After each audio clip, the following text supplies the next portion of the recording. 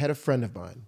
She called me up one day and said, hey, I've got some really cool opportunities up in Nashville. Would you mind coming and playing guitar behind me while I go and sing for these meetings? I'm like, yeah, great. That sounds fun. Never done that before, but I'd be happy to help you out. We go up to Nashville, super sweet girl, and she's a very talented singer. And she's got 3 meetings. One is with a record label, one is with a publishing house, and one is with like a songwriting house, which Nashville, that's, Sure. And that's the way to go. most of the meetings are on Music Row. So we go to the record label, and immediately we see this poster of this young girl on the wall, a little blonde girl. She had just come out with her very first record. I believe she only had 1 single out.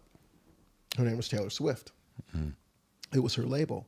Scott Bruschetta, I think his last name is Scott. So her meeting was with Scott. And so they could not have been nicer to us in that meeting. And we're sitting there, and she sings the songs, and she's got a great voice. I'm playing guitar. And he says, that's great. You look great. You sound great. And he starts to ask her some questions. He's like, well, do you write songs? And she's like, well, I'm kind of getting into that. Do you play any instruments? Well, I play a little bit. I'm learning piano, and I want to play the guitar. I'm getting into that.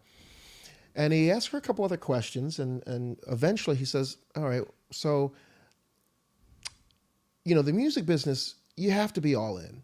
There's no put my foot in it, put my toe in it. You have to. That's true, 100%. Because if not, it will eat you alive and chew you up and spit you out. Yeah. And it'll be really harsh. Both mentally and financially. You have to live this. Like, it has to be so far who you are that you know. And she took it all very respectfully.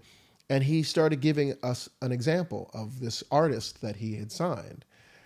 And he said, when we signed Taylor Swift, she had like 150 songs already. She played the guitar. She played the piano. We couldn't physically get in her way to stop her doing these things. Like, her mom told her, hey, Taylor, why don't you slow down and take a break and take a vacation? And her response to her mom was, take a vacation from my dream? Like, why would I do that? What he was trying to illustrate is the drive that Taylor Swift had at such a young age is what she would be competing with. And if she didn't have that same passion, you're not gonna make it. Right. He said that Taylor Swift, we would all be at a conference meeting at a big table, marketing meeting. She'd be at the one end of it, and she would have better ideas than people who had been in marketing for 20 years because she lived it. Right. Like that's what, there was no off time for her. And and I'm not throwing her under the bus. She had no idea, she had gotten in that situation because someone had heard her voice and said, wow, you're really, really talented. You might want to look into this. It wasn't like something that she was dreaming of. She just was like, oh, I might go down that path. Let me explore that. No fault of her own. Meanwhile, I'm biting my lip in these meetings going, I do that. I do that.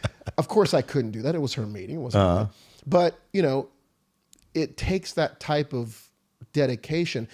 You asked me earlier, how did I become a musician? Nobody becomes a musician. You either are or you're not. Now, you might have an interest when you're a little kid and, hey, Mom, can I take piano lessons or whatever? That's an interest. And you develop it. But I've always been a musician. There was no denying that. I played anything I could get my hands on. Furniture, cardboard boxes. I mean, I made instruments. I just, always.